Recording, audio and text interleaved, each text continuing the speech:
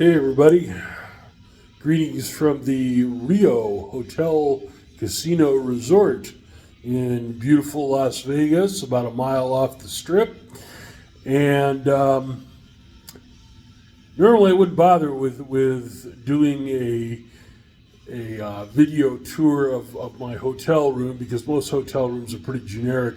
But man, I hit the jackpot. I was not expecting this. I showed up, and apparently the Rio's reservation system is pretty upgefucked. I tried checking in with the robots. The robots got, "Hey, your room will be ready when we tell you it's ready," which was kind of a nasty surprise considering I arrived about 3 hours after check-in. But after another unsuccessful go with the robot, one of the desk clerks was nice enough to jump me in line and get me squared away. And I asked her for a room not too far from the elevator because of my legs. And instead, I got a room at the end of the hall. But it's not just any room, as you're going to see in just a moment here when I flip the camera. What you're seeing here is the bathroom. It's huge. I have stayed in hotel rooms that were smaller than this bathroom. I have been in houses that did not have as many sinks and crappers as this bathroom. And not only that, we got a shower and we got a bathtub. Holy crap. I tell you, ladies and gentlemen, I am almost tempted to call out for a young lady of negotiable virtue to help me test out this because I have never before in my life had a hotel room with a jacuzzi tub. I do not count the Con Suite for Anime, Iowa, which had a jacuzzi, but it was full of beer and soda, so that doesn't count. This is the bedroom, which has another entrance to the bathroom past the other lamp here. But my God, this is huge. This is gigantic, and you know, I'm almost frightened to wonder how much this room normally goes for. I got it through Priceline for the price of a single king. We're now going into the living room part of the suite, where we could probably have another 8 to 10 people crashing, some on the couch and some on the floor.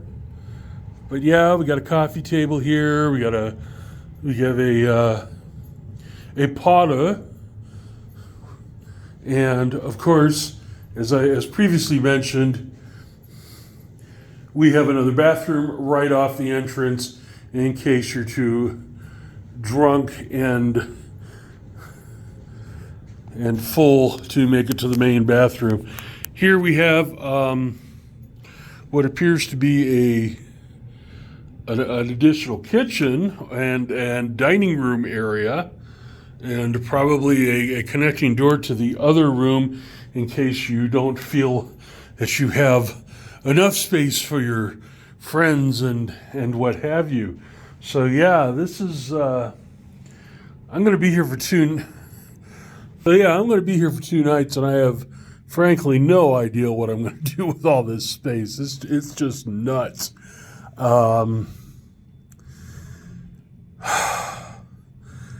So anyway, I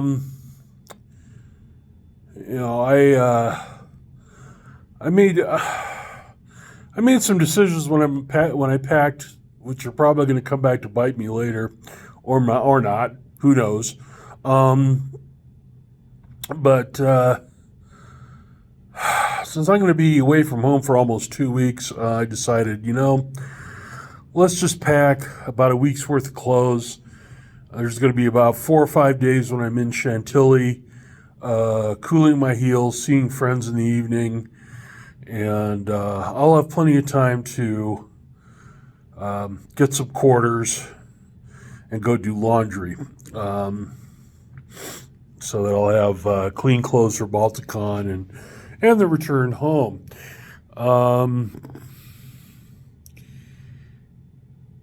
Yeah, I also in the month or so that I've been vegetating in Tonopah, not really doing much of anything. I acquired a 7-day pill kit, which has 7 a.m. p.m. Pill containers.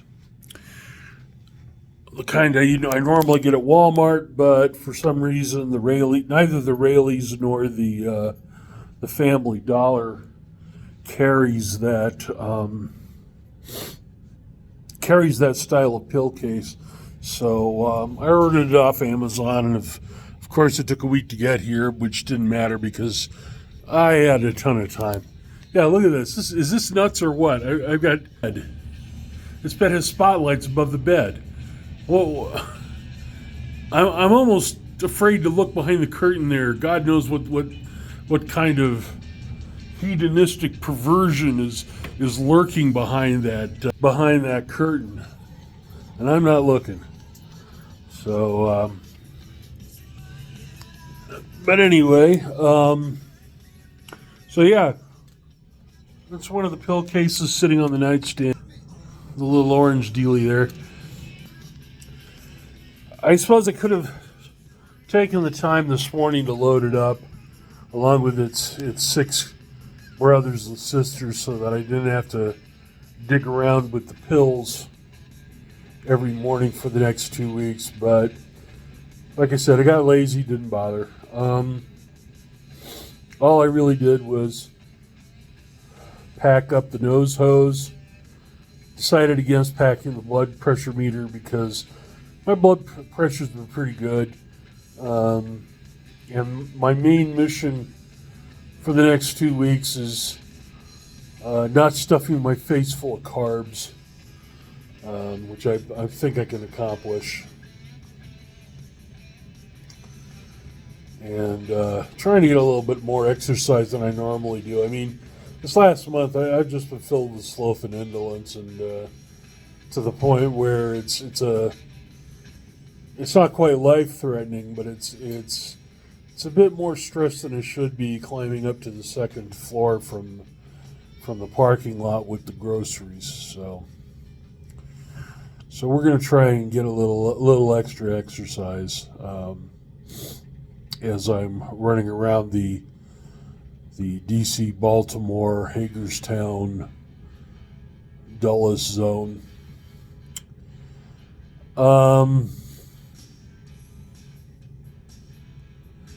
Yeah, there's really not a lot else to say.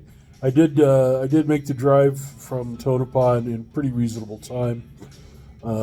Made a couple of brief stops at one in Beatty to hit the Family Dollar to get some Barbasol disposables and some Q-tips, and again in Amargosa Valley, where I threw out like three tall kitchen bags full of garbage and a couple of smaller bags from the Kia, which will come as an enormous relief to the poor guy at Pep Boys who's going to have to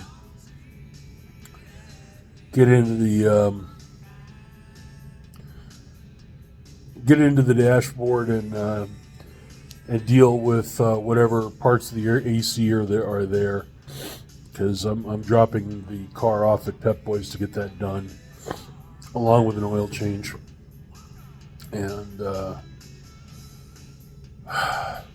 that comes just in time, frankly, because it's about 95 degrees down here in Vegas, and while it's dry heat, it's a lot hotter than what I've been putting up with. I mean, today I think was the first day that it hit 75 in Tonopah. So, and I found that mildly unpleasant. So yeah, I'm picking a very good time to get the AC dealt with. Tomorrow, of course, I got to get up at a disgusting hour of the morning drive up to the Centennial Hills Park and Ride and catch the bus to the test site.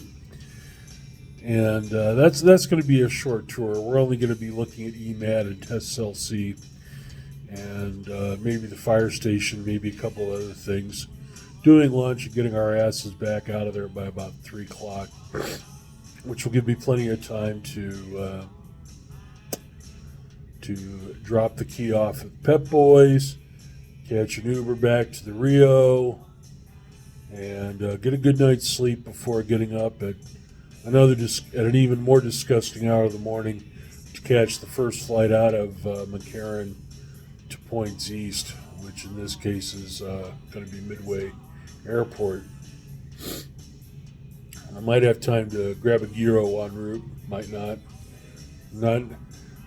You would think that as long as I've been doing this, I'd have a better handle on the whole time zone thing. But every time I look at the schedules, it just kind of screws me up because I put them in Pacific time where I live, and of course, the calendar doesn't necessarily change that when I change time zones.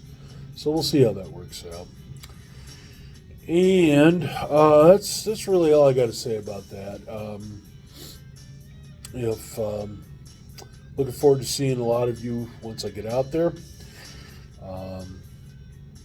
Some of you have not returned texts, emails, and phone calls, and while I understand you're all busy, and that's fine. The simple courtesy of a text, email, or phone call back saying, "Hey, dude, thanks for thinking of me, but no, can't do it." That would be kind of nice, but I'm not the manners enforcer around here. Otherwise, I spend a lot of time punching myself in the head. That having been said, we'll see you when we get there. Later.